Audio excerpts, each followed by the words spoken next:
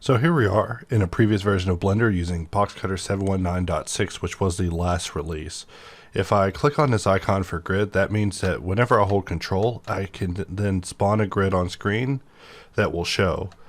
Let's hold Control to spawn the grid, but click and drag, but let's release Control and keep the draw going.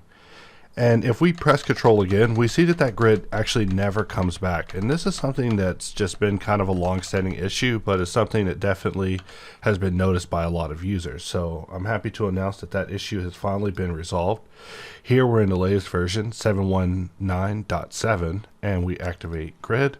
And if we activate grid and we begin drawing, we can release Control. But if we press Control again, we see that the grid actually comes back, and we're able to use the grid during the draw process in order to retain snapping in the event that we need it, and then we don't need it. So now the draw is completed. Another way to demonstrate this is by bringing up Ingon.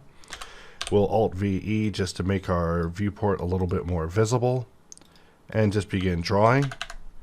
And the thing about it is that in order for grid to spawn during draw, you actually have to have the grid up at some point. So now I've actually released the grid and we're just drawing.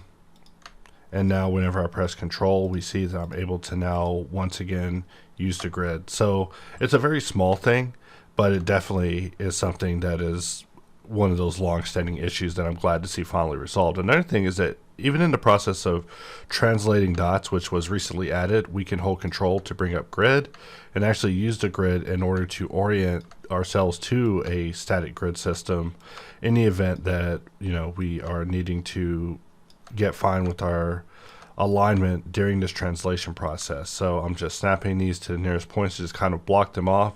And then of course, like discussed in previous sections, I could bevel this point even further than that first point, or to whatever amount that I need in order to get this shape to be specifically what I need it to be.